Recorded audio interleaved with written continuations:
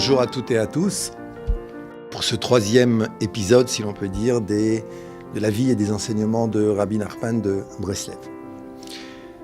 Il y avait une relation extraordinaire entre Rabbi Nachman de Breslev et Rabbi Shimon Bar Yochai. Rabbeinu nous-mêmes nous le dit, il nous dit que Nachman ben Simcha et Shimon ben Yochai ont la même valeur numérique, et c'est dans la préface de son livre principal, le Likutei Moharan, avant de commencer ses enseignements, qu'il nous parle de la grandeur de Rabbi Shimon Bar Yochai. Alors pourquoi commencer par un enseignement sur Rabbi Shimon Bar Yochai? C'est justement pour nous faire comprendre le lien qu'il va y avoir entre le Zohar dévoilé par Rabbi Shimon Bar Yochai et le livre qu'on va étudier, où le texte qui parle de Rabbi Shimon est en préface, le Likutei Moharan. Et il nous dit dans cette petite préface que Rabbi Shimon Bar Yochai a promis que grâce à lui, la Torah ne serait pas oubliée d'Israël. Et il amène pour cela une discussion qui a lieu dans le Talmud, où après la destruction du deuxième temple, les sages sont assis et ils disent « Atid Torah shitishtakach mi-Israël » dans les temps futurs, la Torah sera oubliée d'Israël. Et le Talmud nous dit que Rabbi Shimon répond « Non, la Torah ne sera pas oubliée d'Israël, comme il est marqué dans la Torah, « Velo tishachach mipi zar'o » elle ne sera pas oubliée, la Torah, mipi zar'o, de la bouche de sa descendance. Alors, première interrogation, est-ce que les sages ne connaissent pas ce verset ? Bien sûr qu'ils le connaissent. Deuxième interrogation, Rabbeinu nous dit que Rabbi Shimon a dit aux sages que grâce à moi, Rabbi Shimon, la Torah ne sera pas oubliée. Or, le Talmud ne dit pas cela. Rabbi Shimon leur dit non, elle ne sera pas oubliée, mais il ne dit pas grâce à moi. Alors, qu'est-ce que Rabbi Nachman ici nous dévoile ? Eh bien, il nous dit justement que le verset utilisé par Rabbi Shimon pour répondre aux sages et leur dire c'est grâce à moi que la Torah ne sera pas oubliée, Velo tishachach mipi zar'o, elle ne sera pas oubliée de la bouche de sa descendance. Quand on prend les dernières lettres, les sophétévot de ce verset, on obtient le mot Yochai. Elle ne sera pas oubliée de la bouche de sa descendance. De la descendance de qui ?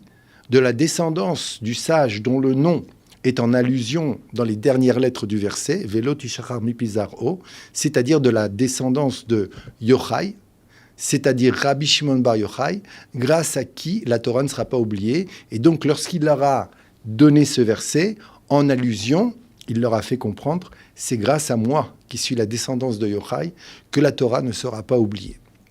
Et voilà ce que nous enseigne Rabbeinu. Maintenant, la Torah oubliée, c'est un concept qu'on ne peut pas accepter. Ce n'est pas possible que la Torah soit oubliée. Donc, que disent les sages ? En vérité, lorsqu'on voit les commentaires, il s'agit de la Torah de la délivrance finale. C'est-à-dire que les sages ont vu dans quelle misère spirituelle on se trouvait après la destruction du temple. Ils ont prévu que les générations allaient continuer à chuter de plus en plus. Et ils se sont dit, si déjà aujourd'hui, la Torah de la délivrance ne pointe pas, on ne la connaît pas, comment est-il possible que dans les temps futurs, cette Torah de la délivrance puisse se dévoiler ? Et Rabbi Shimon leur a dit, non, elle se dévoilera grâce à moi. Et c'est comme ça qu'il a dévoilé le Zohar. Donc, qu'est-ce que ça veut dire, la Torah de la délivrance finale ? Eh bien, ça veut dire que si ce n'était la Torah de la délivrance finale, bien sûr que la délivrance finale aurait eu lieu, mais ça aurait été dans une obscurité totale, dans des souffrances terribles. Et à la fin, hélas, à cause de ces souffrances, le Mashiach serait venu nous délivrer. Quand on dit que la Torah de la délivrance finale est là, c'est-à-dire qu'aujourd'hui, nous avons le choix. Il y a des enseignements qui, avant la délivrance finale, nous connectent à la délivrance finale, c'est-à-dire à la joie, à l'amour de Dieu, de la Torah, des sages, de son prochain, de soi-même. Il y a la possibilité de vivre pleinement, d'être dans une configuration qui est le contraire de cet exil et des valeurs occidentale qui la dirige et qui nous pousse dans un éloignement de nous-mêmes. On est une pâle imitation de notre véritable grandeur. Et on court après des valeurs tellement illusoires qui ne nous satisfont pas, qui ne nous rendent pas heureux et qui nous stressent. C'est-à-dire que la vie, elle aurait été noire. Aujourd'hui, il est possible, parce que les secrets de la Torah se dévoilent. Et ça a commencé avec Rabbi Shimon Bar Yochai. Bien entendu, tout était déjà dans la Torah de Moshe Rabbeinu. Mais Rabbi Shimon Bar Yochai a commencé à dévoiler la Torah de la délivrance finale, celle qui nous permet d'exister pleinement au sein de l'exil et de provoquer nous-mêmes la délivrance finale. Et donc la raison pour laquelle Rabbeinu utilise cet enseignement comme préface, c'est pour nous expliquer que l'étude du Likutei Moharan est une continuation de ce dévoilement de la délivrance finale par les sages d'Israël et qu'elle contient des trésors qui vont nous permettre de vivre aujourd'hui cette délivrance finale, de pouvoir vivre aujourd'hui avec Hachem dans la joie, dans l'amour, et de partager cela avec les autres pour qu'eux aussi en profitent.